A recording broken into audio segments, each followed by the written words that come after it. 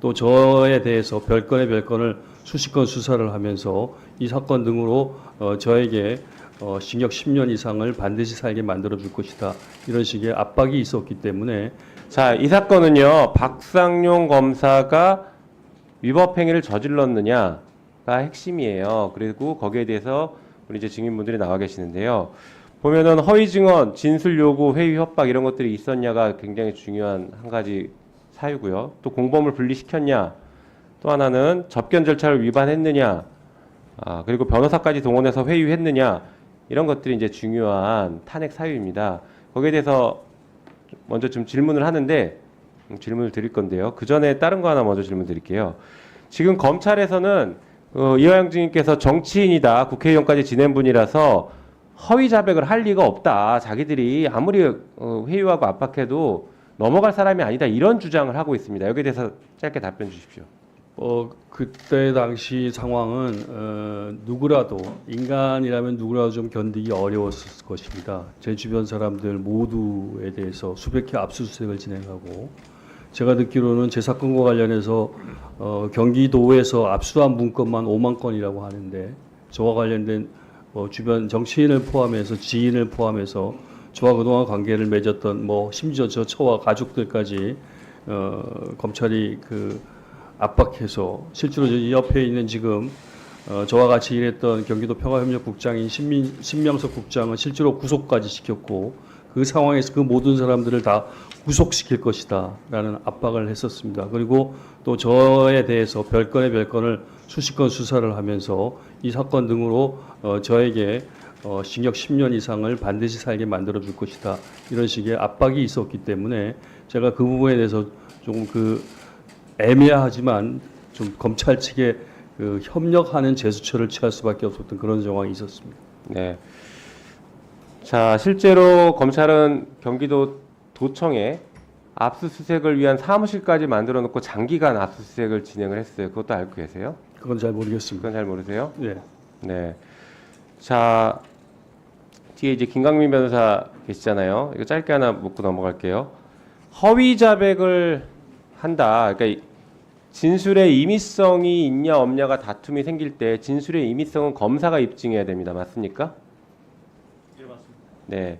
실제 대법원 판례에 이런 내용이 있어요. 알선수재 사건의 공여자 등이 별건으로 구속된 상태에서 10여일 내지 수십여일 동안 거의 매일 검사실로 소환되어 밤늦게까지 조사를 받았다면 이들은 과도한 육체적 피로, 수면 부족, 심리적 압박감 속에서 진술을 한 것으로 보여져서 그 임의성을 의심할 만한 사정이 있고 검사가 의문점을 해소하지 못했기 때문에 증거 능력이 없다. 이렇게 판결한 게 있습니다. 알고 계십니까? 예, 알고 있습니다. 네, 지금 이런 사안들이 검사가 입증을 해야 되는 상황이라고 보시지 않으세요? 어떠세요? 네, 당연히 그렇게 생각합니다. 당연하죠. 지금 의혹을 제기했으면 의혹을 제기한 사람이 입증하는 게 아니라 검사가 입증을 해야 되는 상황인 것이죠. 네. 네, 돌아가십시오.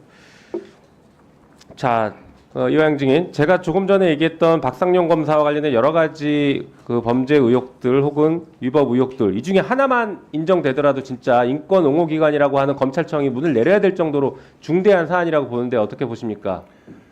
물론 그렇고 지금 의원님이 말씀하셨던 짧게 답변해 그 주십시오. 부분 모두가 다 해당되기 때문에 네. 이후에 제가 증언을 할 때 그 부분들에 대해서 구체적 증언을 하고 싶습니다. 그러니까 그 부분들에 대해서 네. 한 부분을 좀 잘라서 질문을 해주시면 네, 짧게 답변 주시면 제가 답변을 더 예. 질문 드릴게요.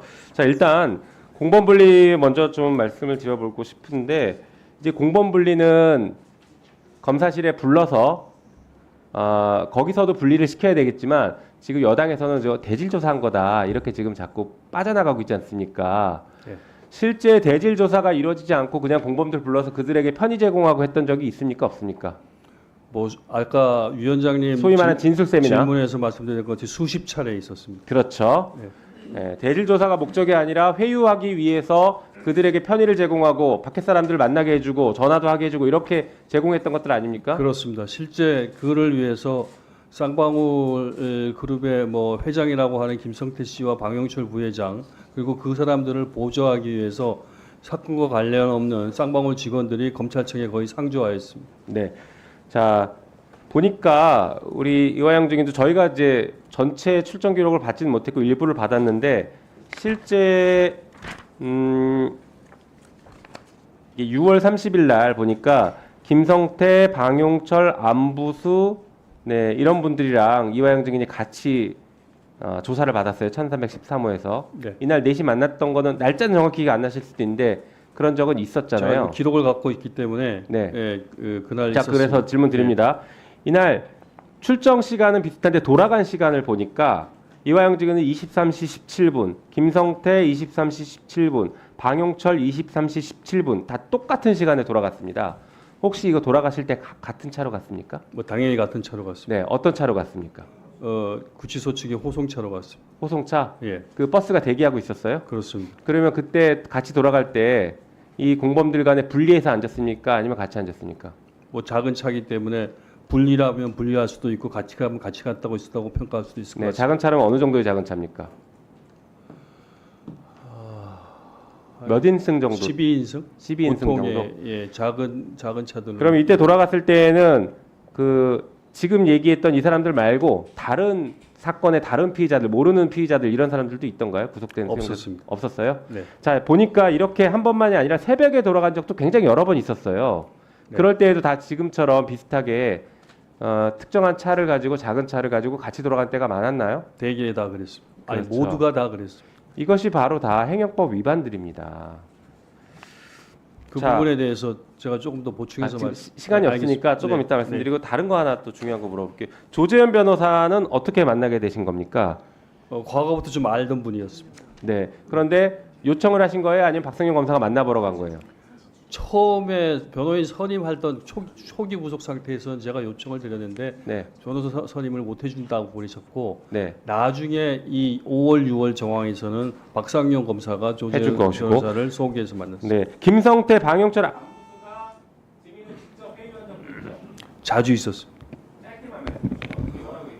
특히 뭐 김성태 씨는 여러 가지로 많은 그 압박을 했었습니다. 그러니까 예를 들면 자기가 뭐 그 거짓 진술을 많이 해가지고 나와 내 주변인들, 특히 이재명 대표에 대해서 결정적으로 불리한 진술을 자기가 다 해놓겠다. 이러한 것들이 준비되어져 있다. 어차피 저한테 뭐 개인적으로 부지사님 혹은 형님이라고 부르는데 부지사님이 뭐라고 하든 간에 이미 다이가 준비되어져 있으니까 어차피 이 상황에서 좀 빠져나가야 되기 위해서는 검찰의 비위를 맞춰주는 게 좋지 않겠냐는 식으로 김성태 씨가 지속적으로 박상용 검사께서 아주 여러 차례 10회 이상 김성태와 저 둘만 교도관 배석 없이 얘기할 수 있는 기회를 만들어 줬습니다.